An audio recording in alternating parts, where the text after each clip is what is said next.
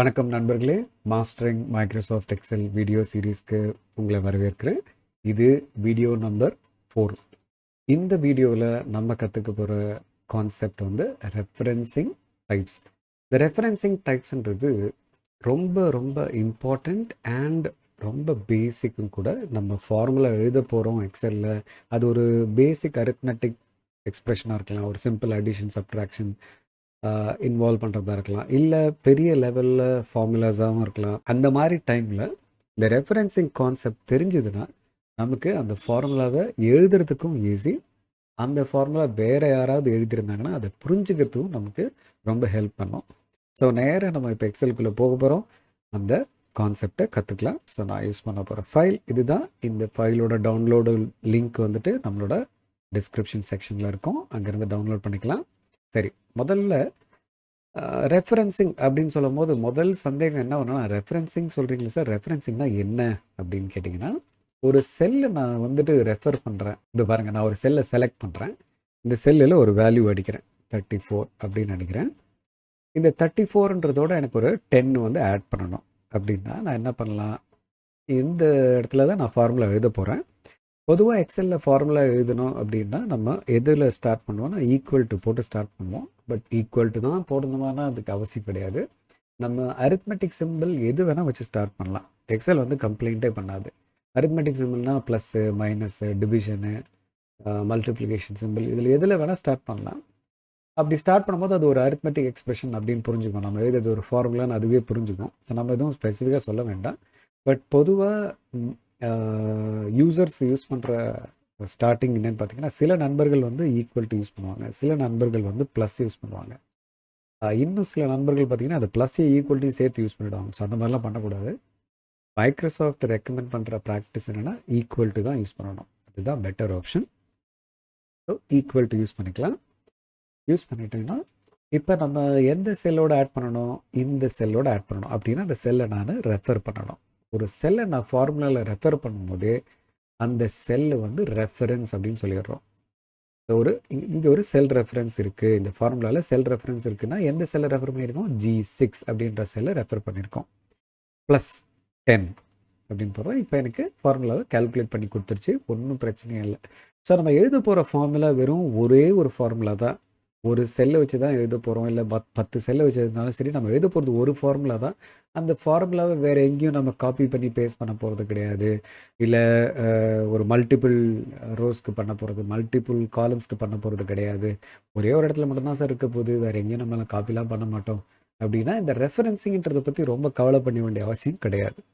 But sir, நான் ஒரு table வச்சுருக்கேன், அந்த டேபிளில் இந்த ஃபார்முலா எழுத போகிறேன், எழுதும் போது நான் ஒரே ஒரு டிரான்சாக்ஷனுக்கு எழுதிடணும், மற்ற டிரான்சாக்ஷன் நான் அப்படியே காப்பி பண்ணி பேஸ்ட் பண்ணிக்கணும் அப்படின்ற நம்பராக இருந்தீங்கன்னா கண்டிப்பாக உங்களுக்கு இந்த ரெஃபரன்சிங் கான்செப்ட்ன்றது தெரிஞ்சிருக்கணும்.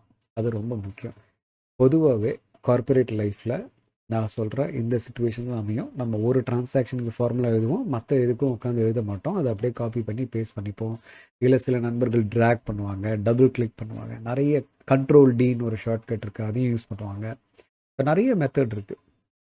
அப்படி எழுதும்போது நம்ம புரிஞ்சிக்க வேண்டியது எக்ஸலில் சில விஷயங்கள் இருக்குது, அதை பார்க்கலாம். ஒரு செல்லை ரெஃபர் பண்ணும்போது எக்ஸல் வந்து ஃபார்முலாவில் என்ன பண்ணுது அப்படின்னு பார்க்கணும். அந்த செல் ரெஃபரன்ஸை என்ன பண்ணுது, நம்ம காப்பி பண்ணி பேஸ்ட் பண்ணும்போது அது என்ன பண்ணுதுன்னு பார்க்க போகிறோம். ஸோ இப்போ இந்த சிச்சுவேஷனுக்கு ஒரு எக்ஸாம்பிள் எடுத்துக்க போகிறோம்.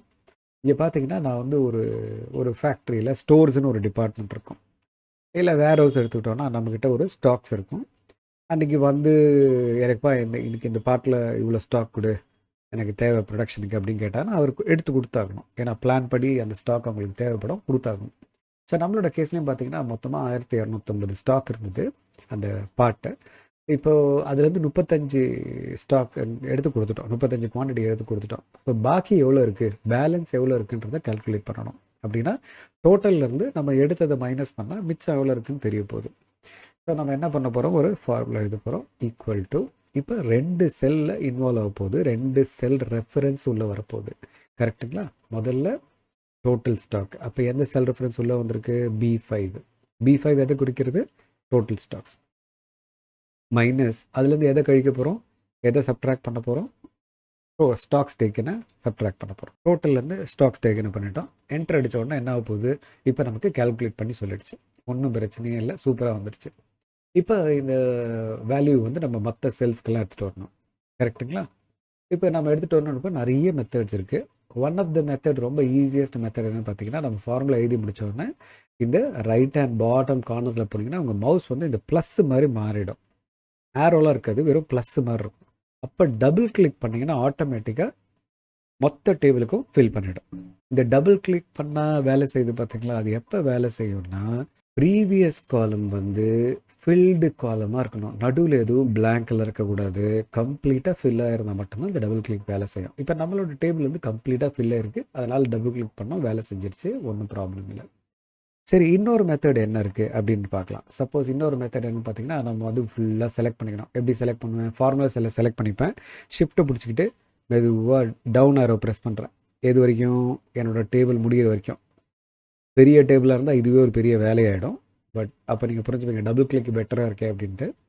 ஸோ இப்போ நான் வந்து செலக்ட் பண்ணிக்கிட்டேன். சின்ன டேபிள்ன்றதால ஷிஃப்ட்டு செலக்ட் பண்ணிவிட்டு control D for duplicate. Control D அடித்தாலும் அது ஃபார்முலாவை பாப்புலேட் பண்ணும். சரி, வேறு என்ன மெத்தட் இருக்குது அப்படின்னு பார்த்தீங்கன்னா, இன்னொரு மெத்தட் என்னன்னு பார்த்தீங்கன்னா, இது வந்து கொஞ்சம் தலையை சுற்றி மூக்க தொடுற மாதிரி தான். பட் பெரிய டேட்டா ஹேண்டில் பண்ணுறது ரொம்ப யூஸ்ஃபுல்லாக இருக்கும்.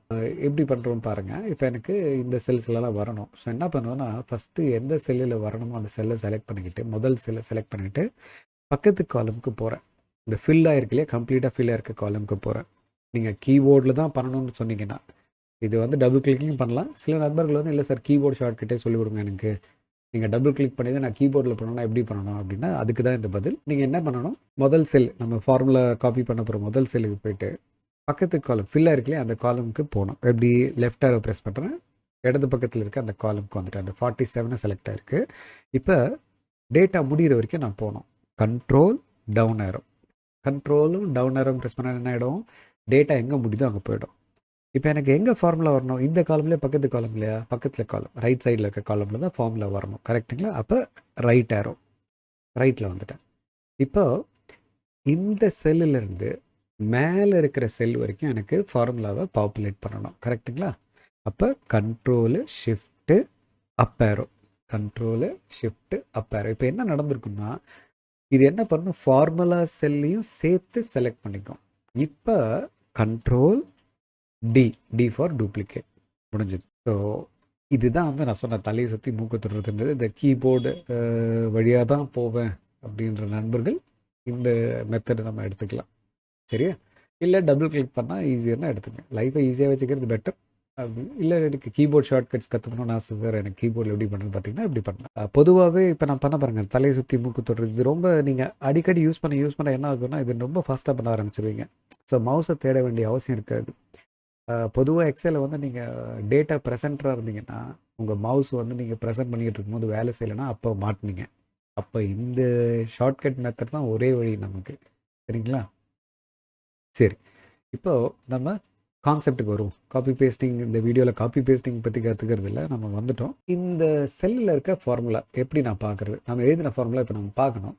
நான் 2 இடத்துல பார்க்கலாம். ஒன்று இங்கே பார்க்கலாம், ஃபார்முலா பார் இங்கேயே காட்டுது, இங்கேயே பார்க்க முடியும். பட் ரொம்ப சின்னதாக இருக்குது. எனக்கு செல்லில் தெரிஞ்சால் கொஞ்சம் கம்ஃபர்டபுளாக இருக்கும் பார்க்குறதுக்குன்னு ஆசைப்பட்றேன். அது எப்படி காட்டலன்னா 2 விதமாக பண்ணலாம். ஒன்று அந்த செல்லை நடுவில் இருந்துட்டு டபுள் கிளிக் பண்ணேன்னா எனக்கு அந்த செல்லுக்குள்ளே இருக்க ஃபார்முலாவை காட்டும்.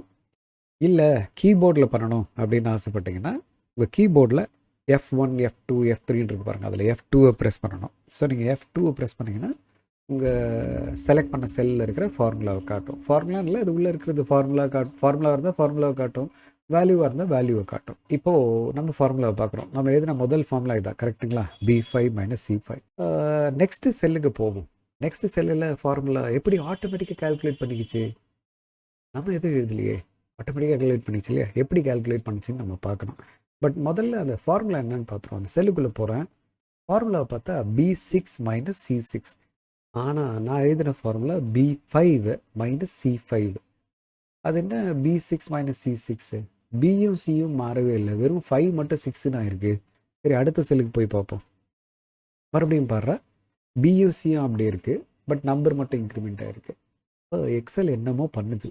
நம்ம ஒரு ஃபார்முலாவை காப்பி பேஸ்ட் பண்ணும்போதோ ட்ராக் பண்ணும்போதோ டபுள் கிளிக் பண்ணும்போதோ எக்ஸல் என்னமோ பிஹைண்ட் தி சீனில் பண்ணுது. அது என்னன்னு தெரிஞ்சுக்கணும். ஒரு ஃபார்முலாவை காப்பி பேஸ்ட் பண்ணும்போதோ ட்ராக் பண்ணும்போதோ எக்ஸல் என்ன பார்க்கும்னா, இவன் வர்டிக்கலாக கொண்டு போகிறானா ஃபார்முலாவை, இல்லை ஹரிசான்டலாக கொண்டு போகிறானான்னு பார்க்கும்.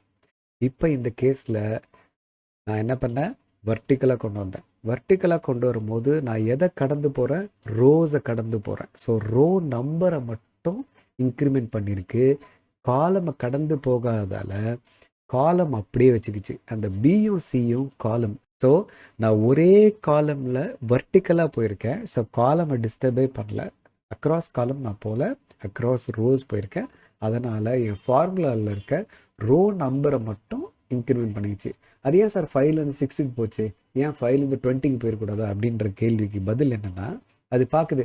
சரி, ஃபார்முலா செல்லுலேருந்து அடுத்த செல் எங்கே போயிருக்கான், அதுக்கு அடுத்த செல்லே போயிருக்கானா இல்லை ஒரு 10 செல்லை தாண்டி போயிருக்கானா, அது பார்க்கும். ஒரு 10 செல்லை தாண்டி நான் பேஸ் பண்ணேன்னா அந்த 10 செல்லை விட்டு அதுக்கப்புறம் அந்த நம்பரை போடும். இப்போ பார்த்தீங்கன்னா, இப்போ இங்கே இல்லைன்னு வச்சுருக்கேன், இந்த வேல்யூஸ்லாம் இல்லைன்னு வச்சுருக்கேன். நான் பக்கத்தில் போடாமல் இங்கேருந்து காப்பி பண்ணி Ctrl+C பண்ணிவிட்டு Ctrl+V.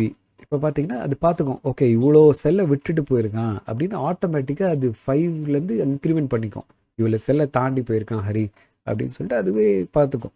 பட் நான் வர்டிக்கலாக போகிறேன்னா ஹரிசாண்டலாக போகிறேன்னான்னு பார்க்கும். அது ஃபார்முலா செல்லுலேருந்து பார்க்குது. சப்போஸ் இதே ஃபார்முலாவை நான் இங்கேருந்து காப்பி பண்ணி இங்கே எல்லாம் பேஸ்ட் பண்ணுறேன்னு வச்சுங்க. அப்போ நான் எப்படி போயிருக்கேன், வர்டிக்கலாக போல் ஹரிசாண்டலாக போயிருக்கேன். அப்போ என் ஃபார்முலாவில் இருக்கிற எந்த விஷயம் மாறும், ரோ நம்பர், இந்த நம்பர் மாறுமா, இந்த லெட்டர் மாறுமா, காலம் மாறுமா, ரோ மாறுமா, காலம் தான் மாறும். ஏன், நம்ம காலமை கடந்து போயிருக்கோம், ரோவை கடந்து போகலை. அதனால தான் நம்ம பக்கத்தில் இருக்க ஃபார்முலாம் பார்த்தீங்கன்னா இந்த 5ன்றது மாறவே இல்லை பாருங்க. பட் பிசின்னு இருந்தது என்ன ஆயிடுச்சு, பக்கத்தில் போகும்போது சிடின்னு ஆயிடுச்சு. அடுத்த செல்லில் செக் பண்ணும்போது டிஇன்னு இருக்குது, அடுத்த செல்லில் செக் பண்ணும்போது இஎஃப்ன்னு இருக்குது. அப்படின்னா நம்ம காலம் கிராஸ் பண்ணி போகிறதால காலம் மட்டும் இன்க்ரிமெண்ட் பண்ணிடுச்சு. இதுக்கு ஏதாவது ஸ்பெஷலாக பண்ணணுமா, எக்ஸலில் ஏதாவது ஸ்பெஷலாக செட்டப் பண்ணணுமானா அதெல்லாம் அவசியம் இல்லை. இது எக்ஸலில் நேச்சுரலாகவே நடக்கிற ஒரு விஷயம், இயற்கையாகவே நடக்கிற ஒரு விஷயம், இன்பில்ட் செட்டப் இது. ஓகே, இதுக்காக ஸ்பெஷலாக நம்ம ஏதாவது படிக்கணும், ஞாபகம் வச்சுக்கணும், அதெல்லாம் எதுவும் கிடையாது. பட் எக்ஸல் எப்படி பிஹேவ் பண்ணுன்றதை தெரிஞ்சுக்கணும். ஒரு ஃபார்முலாவை நம்ம காப்பி பேஸ்ட் பண்ணுறோம், ட்ராக் பண்ணுறோன்னா அதோட டைரக்ஷனை பொறுத்து தான் உங்கள் ஃபார்முலாவில் இருக்கிற காலம் லெட்டரோ இல்லை ரோ நம்பரோ இன்க்ரிமெண்ட் ஆகும். அந்த இன்க்ரிமெண்ட்டு தான் உங்களுக்கு ஆகணுன்றத தேவையாக இருந்ததுன்னா நம்ம கரெக்டாக போகிறோன்னு அர்த்தம். இல்லைன்னா நம்ம ஃபார்முலாக்குள்ளே சில சேஞ்சஸை பண்ணணும். ஓகே, ஸோ இந்த மாதிரி நம்ம ஃபார்முலாவை காப்பி பண்ணி எந்த இடத்துல பேஸ்ட் பண்ணுறோமோ அதுக்கேற்ற மாதிரி ரிலேட்டிவ்லி காலமையோ ரோவையோ எக்ஸல் மாற்றுறதால இந்த கான்செப்டுக்கு பேர் தான் ரிலேட்டிவ் ரெஃபரன்சிங் அப்படின்னு சொல்லுவான். ரிலேட்டிவ் ரெஃபரன்சிங், ரிலேட்டிவாக அது என்ன பண்ணுது, ஃபார்முலா செல்லேருந்து relatively it is incrementing the row, relatively it is incrementing the column based on the place where we are pasting the formula. இதுதான் டெக்னிக்கல் டெஃபினிஷன். என்ன சொல்கிறான்னா, நம்ம ஃபார்முலா செல்லேருந்து நம்ம பேஸ்ட் பண்ணுறது வெர்டிக்கலாக பண்ணுறோம்னா ஹரிசாண்டலாக பண்ணுறோமான்னு பார்த்து அதுக்கேற்ற மாதிரி மாற்றுறது. இது நான் சொன்ன மாதிரி இயற்கையாக எக்ஸலில் நடக்கிற விஷயம், இன்பில்ட்டாகவே உள்ளே இருக்குது. சரி, அப்போ வேறு ஏதாவது தருணங்களில் இந்த மாதிரி பிஹேவியர் நமக்கு ப்ராப்ளத்தை க்ரியேட் பண்ணுமா அப்படின்னு பார்க்க போகிறோம். இப்போ அடுத்த ஷீட்டுக்கு போகிறேன். இப்போ பாருங்கள், என்கிட்ட இருக்கிற டேட்டாவில் ஒரு 15 சேல்ஸ் பர்சனை அவனுக்கு டார்கெட்டை கொடுத்து, போடாப்பா போயிட்டு சேல்ஸ் பண்ணிவிட்டு வா, நீ டார்கெட் அச்சீவ் பண்ணனா உனக்கு இன்சென்டிவ் இருக்குது, டார்கெட் அச்சீவ் பண்ணலன்னா உனக்கு இன்சென்டிவ் இல்லைன்னு சொல்லிட்டேன். ஸோ 15 பசங்களும் மார்க்கெட்டுக்கு போனானுங்க, சேல்ஸ் பண்ணானுங்க, அவங்களோட சேல்ஸை ட்ராக் பண்ணியிருக்கேன். இப்போ எனக்கு இதில் என்ன தெரியணும்னா, இவன் எவ்வளோ பர்சன்டேஜ் டார்கெட் அச்சீவ் பண்ணியிருக்கான். இவனுக்கு எவ்வளோ டார்கெட் செட் பண்ணனா 3500 தான் டார்கெட்டாக செட் பண்ணேன், 3500 தான் டார்கெட்டாக செட் பண்ணியிருக்கோம். இதுதான் அவனுக்கு ஆக்சுவலாக பண்ண சேல்ஸ். இப்போ நான் ஒருத்தனும் எவ்வளோ பர்சன்டேஜ் அச்சீவ் பண்ணியிருக்கான்னு கண்டுபிடிக்கணும். ஸோ நான் என்ன பண்ணுவேன், இப்போது எப்படி கண்டுபிடிக்கலாம், ஈக்குவல் டு ஃபார்முலா எழுத போகிறோம். ஈக்குவல் டு எந்த செல்லு, இதுதான் நம்மளோட actual sales, actual divided by target. டிவிஷனுக்கு நான் யூஸ் பண்ணுறது slash symbol. So divided by target. Target இது 3500, அது எந்த செல்லில் இருக்கோ அந்த செல்லை செலக்ட் பண்ணுறேன். ஸோ ஸோ ஆக்சுவல் எங்கே இருக்குது C7ல், டார்கெட் எங்கே இருக்குது D5ல். ஸோ ரெண்டையும் செலக்ட் பண்ணிக்கிட்டோம். சரி, என்டர் அடிக்கலாம். நமக்கு வேணுன்றது பர்சன்டேஜில், பட் பர்சன்டேஜில் வரல. இப்போ இதை பர்சன்டேஜாக மாற்றணும். நம்ம போன வீடியோலேயே பார்த்தோம் இதை எப்படி பண்ணுறதுன்னு. ஹோம் டேபுக்கு போகிறேன், நம்பர் குரூப்புக்கு போகிறேன். நான் இதை கிளிக் பண்ணாலும் எனக்கு கிடைக்க போகுது, பட் டெசிமல் இல்லாமல் வந்துடும். இதை கிளிக் பண்ணால் இந்த மாதிரி வந்துடும், ரவுண்ட் ஆஃப் பண்ணி வந்துடும். எனக்கு டெசிமலோடு வேணும். அதனால் இந்த ட்ராப் டவுனுக்கு போயிட்டு பர்சன்டேஜ்ன்றது இங்கே சூஸ் பண்ணிக்கிறேன். இப்போ டெசிமலோட வந்துருச்சு. இப்போ மற்ற செல்ஸுக்கெல்லாம் நான் எப்படி எடுத்துகிட்டு வரலாம்? ப்ரீவியஸ் செல் காலம் வந்து ஃபில்டாக இருக்குது. அப்போ என்ன பண்ணலாம்? டபுள் கிளிக் பண்ணால் வந்துட போகுது. ஒருத்தருக்கு தான் எழுதிட்டு வந்தேன், மற்றவனுக்கெல்லாம் தனித்தனியாக எழுதணும்னு அவசியம் கிடையாது. கரெக்டுங்களா? ஸோ நம்ம டைம் சேவ் பண்ண போகிறோம். என்னப்பா இது, நம்ம எதிர்பார்த்தது என்ன? மீதி இருக்கிற 14 பேருக்கும் கரெக்டாக வந்துடும் தான் எதிர்பார்த்தோம், பட் வரலை. காரணம் என்ன? நம்ம தலைவர் ரிலேட்டிவ் ரெஃபரன்சிங் இருக்கார் பார்த்தீங்களா, அவர் தான் இப்போ ப்ராப்ளத்தை க்ரியேட் பண்ணுறாரு. எது வந்து நேச்சுரலாக எக்ஸலில் இருந்ததோ, எது நமக்கு போன எக்ஸாம்பிள் ஹெல்ப் பண்ணிச்சோ, இப்போ அதே விஷயம்தான் ப்ராப்ளத்தையும் க்ரியேட் பண்ணுது. இங்கே பாருங்கள், இப்போ நம்ம எழுதின ஃபார்முலாவில் இருந்த செல் ரெஃபரன்ஸ் என்ன? C7D5. அப்போ இந்த ஃபார்முலாவை நான் வர்டிக்கலாக எடுத்துகிட்டு போகும்போது என்ன மாறும்? ரோ நம்பர் தான் மாறும். ஸோ C7ன்றது அடுத்த செல்லுக்கு போகும்போது என்ன ஆகிடும்? C8ஆக மாறிடும். D5ன்றது என்னவா மாறி இருக்கும்? D6ஆக மாறி இருக்கும். இங்கே பாருங்கள், பார்த்தீங்களா? C8 D6. சரி, இங்கே போகலாம். இப்போ இந்த 4 லட்சத்து என்னமோ வந்திருக்கு, அங்கே போய் பார்க்கலாம். அங்கே என்ன இருக்குன்னு பாருங்கள், C9 D7. ஸோ இந்த ரிலேட்டிவ் ரெஃபரன்ஸ் இருக்குது பார்த்தீங்களா, அதுதான் இப்போ ப்ராப்ளம் க்ரியேட் பண்ணுது. ஸோ இந்த ப்ராப்ளத்துக்கான சொல்யூஷன் என்னென்னா, நம்ம முதல் ஃபார்முலாவுக்கு போகலாம். நம்ம எழுதின ஃபார்முலாவில் 2 செல் இன்வால்வ் ஆயிருக்கு. C7 இன்வால்வ் ஆயிருக்கு, D5 இன்வால்வ் ஆயிருக்கு. பட் இந்த 2 செல்லில் ஒரு செல் மாறவே கூடாது, கான்ஸ்டண்ட்டாக இருக்கணும். நம்ம ட்ராக் பண்ணும் போதோ இல்லை காப்பி பேஸ்ட் பண்ணும் போதோ கான்ஸ்டண்ட்டாக இருக்கணும். எது கான்ஸ்டண்ட்டாக இருக்கணும்? டார்கெட் இருக்கிற D5 கான்ஸ்டண்ட்டாக இருக்கணுமா, இல்லை C7 கான்ஸ்டண்ட்டாக இருக்கணுமா? எது மாறாமல் இருக்கணும்னு பார்த்தீங்கன்னா, இந்த கேஸில் டார்கெட் தான் மாறக்கூடாது. எல்லாருக்கும் ஒரே டார்கெட் தான், அது D5 மாறக்கூடாது. ஸோ நான் ஃபார்முலாவை ட்ராக் பண்ணும்போதோ காப்பி பேஸ்ட் பண்ணும்போதோ C7 C8 C9 C10 மாறலாம். இப்போ D5 தான் இருக்கணும். எப்பெல்லாம் ஒரு செல் ரெஃபரன்ஸை மாறக்கூடாது, கான்ஸ்டன்ட் ஆக்கணும்னு நினைக்கிறோமோ, அப்போல்லாம் நம்ம கொண்டு வர போகிறது ஒரு சிம்பிளை கொண்டு வர போகிறோம். அந்த சிம்பிள் வந்து டாலர் சிம்பிள். எப்படி கொண்டு வரோம்னு பாருங்கள். நம்ம ஃபார்முலா எழுதும் போதே இந்த வேலையை பண்ணணும். இது தனியாக பண்ணக்கூடிய வேலை கிடையாது. ஸோ நான் ஃபார்முலாவை டெலீட் பண்ணிட்டு எழுதுகிறேன். இப்போ நான் ஃபார்முலா எழுதும் போது, இனிமே நம்ம ஃபார்முலா எழுதும் போது இந்த எண்ணங்கள் தான் நமக்கு மனசில் ஓடணும். ஒரு செல்லை செலக்ட் பண்ணுறோன்னா முதல் கேள்வி நமக்கு என்ன வரணும்? இது நான் கான்ஸ்டண்ட்டாக வச்சுருக்கணுமா இல்லை மாறணுமா? நான் ஃபார்முலாவை கீழே ட்ராக் பண்ணும்போது இந்த C7 எனக்கு மாறணுமா மாறக்கூடாதா? மாறணும். கரெக்டுங்களா? அப்போ இதில் எதுவும் நம்ம யோசிக்க வேண்டிய அவசியம் கிடையாது. ஸ்லாஷ் சிம்பிள் போடுறோம். இப்போது அடுத்த இன்புட்டை செலக்ட் பண்ணுறோம், டார்கெட் D5. இப்போ மறுபடியும் அதே கேள்வி வரணும். சரி, இந்த D5 மாறணுமா மாறக்கூடாதா? நம்ம கீழே ட்ராக் பண்ணும்போது இல்லை காப்பி பேஸ்ட் பண்ணும்போது மாறணுமா மாறக்கூடாதா? மாறக்கூடாது. மாறக்கூடாதுன்னா அந்த செல்லை செலக்ட் பண்ண உடனே உங்கள் கீபோர்டில் F1 F2 F3 F4 பார்த்தீங்களா, அதில் F4 ப்ரெஸ் பண்ணணும்.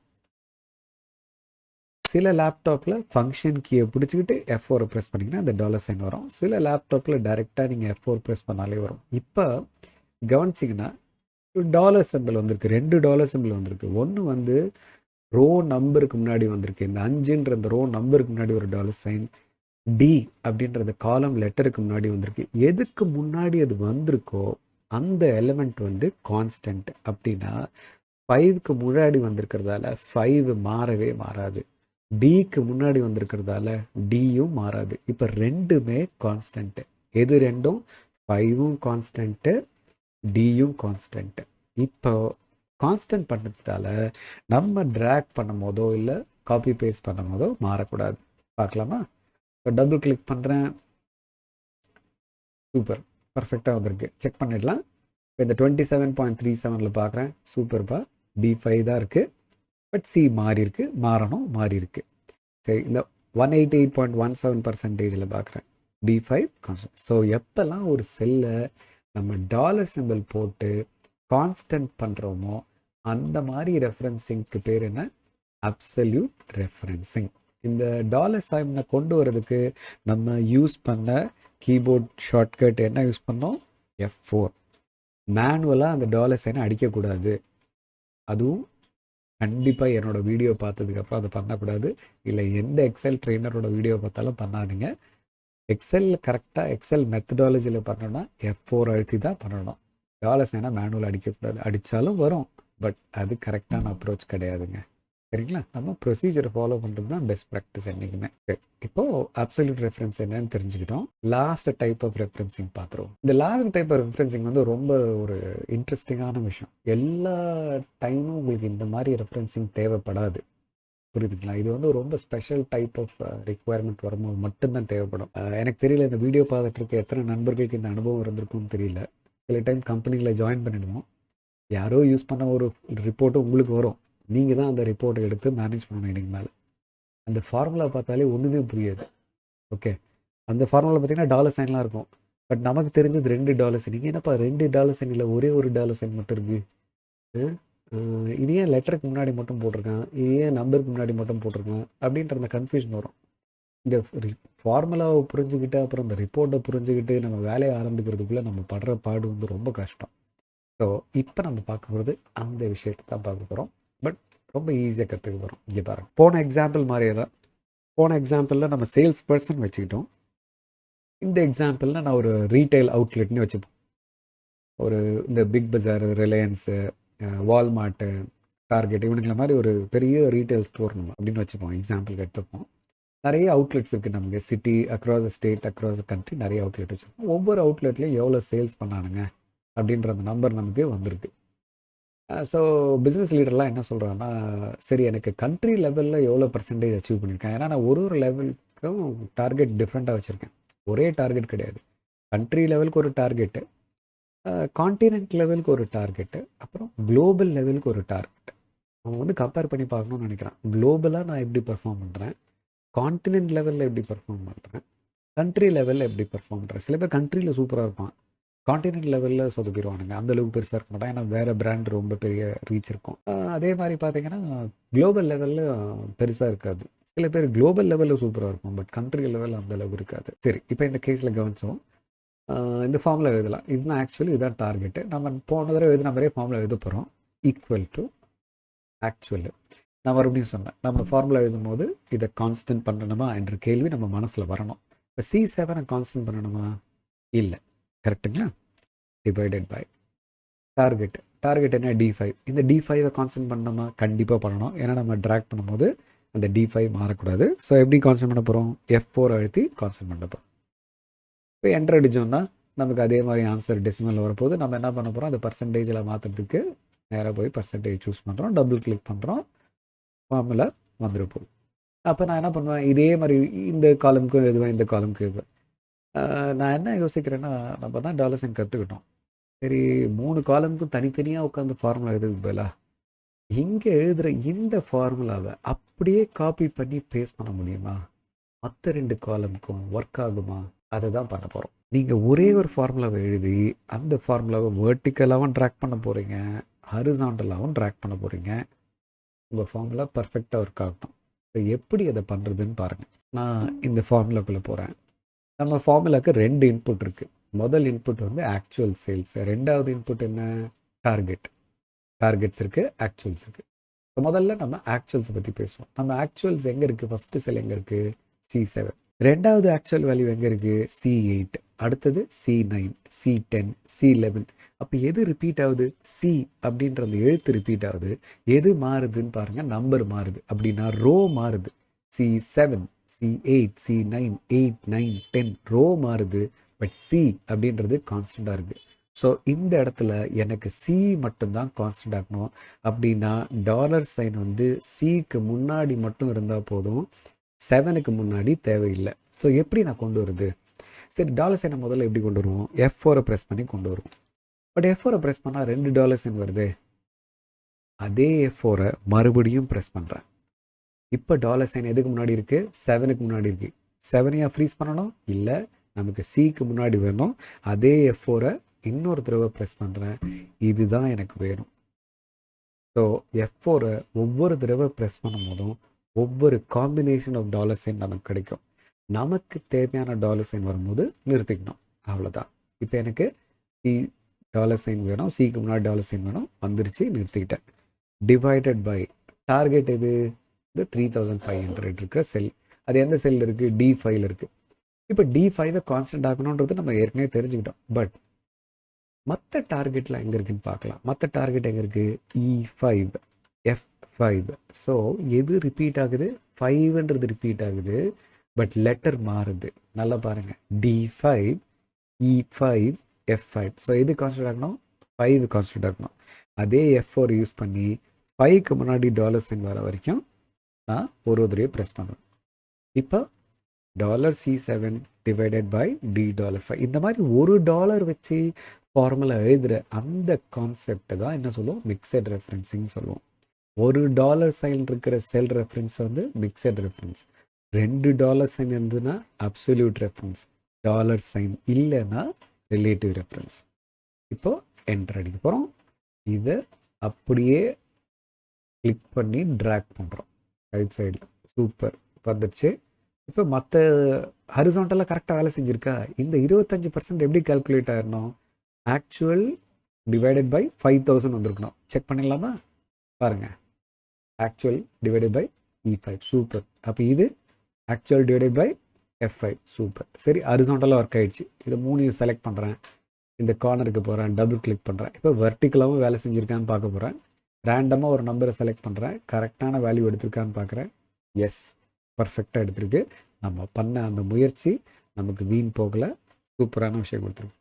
ஸோ ஒரு நார்மல் யூஸர்லேருந்து நம்ம எப்படி வித்தியாசப்படுவோம்னு பார்த்தீங்கன்னா, ஒரு நார்மல் யூஸராக இருந்தால் என்ன பண்ணியிருப்பார், ஒவ்வொரு காலமுக்கும் ஒரு ஃபார்முலா எழுதியிருப்பார். அந்த இந்த $2 சைன் தெரிஞ்ச நண்பராக இருந்தால் ஒவ்வொரு காலமுக்கும் தனித்தனியாக ஃபார்முலா எழுதியிருப்பார். இப்போ இந்த மிக்சட் ரெஃபரன்ஸிங்கிறத நம்ம தெரிஞ்சுக்கிட்டதால அவர்கிட்ட கொஞ்சம் வித்தியாசப்பட்டு நம்மளோட ஒர்க்கு கொஞ்சம் ஸ்மார்ட்டாகவும் இருக்கும், ஃபாஸ்ட்டாகவும் இருக்கும். சரிங்களா? ஸோ இந்த வீடியோட முடிவுக்கு நம்ம வந்துட்டோம். இந்த கான்செப்ட்ஸை நம்ம வரப்போகிற வீடியோஸில் எழுத போகிற ஃபார்முலாஸில் யூஸ் பண்ணுவோம். அப்போ நான் யூஸ் பண்ண போகிற டெர்மினாலஜிஸ் என்னென்னு பார்த்தீங்கன்னா, எந்தெந்த வார்த்தைகள் யூஸ் பண்ணுவேன்னா, அப்சல்யூட் பண்ணுங்கள், மிக்சட் ரெஃபரன்சிங் யூஸ் பண்ண போகிறோம், நம்ம இந்த இடத்துல அப்சல்யூட் யூஸ் பண்ண போகிறோம், ஒரு சில ரிலேட்டிவாக தான் வச்சுக்க போகிறோம் அப்படின்ற அந்த வார்த்தைகள் யூஸ் பண்ணும்போது நான் எதை மீன் பண்ணுறேன் அப்படின்றத நம்ம புரிஞ்சுக்கிறோம். சரி, இந்த ஃபைல்ஸை டவுன்லோடில் இருக்கும், டவுன்லோட் பண்ணி ப்ராக்டிஸ் பண்ணுங்கள். உங்களாலையும் இந்த ஆன்சர்ஸை கொண்டு வர முடியுதான்னு பாருங்கள். குவிஸ் செக்ஷன் இருக்கும், ஷார்ட்கட்க்கு யூஸ் பண்ண டாக்குமெண்ட்டோட பிடிஎஃப்பும் இருக்கும். ப்ராக்டிஸ் பண்ணுங்கள். மறுபடியும் அடுத்த வீடியோவில் இன்னொரு இன்புட்டோடு உங்களை சந்திக்கிறேன். அது வரைக்கும் உங்களிடம் விடைபெறுவது உங்கள் ஹரிஹரன்.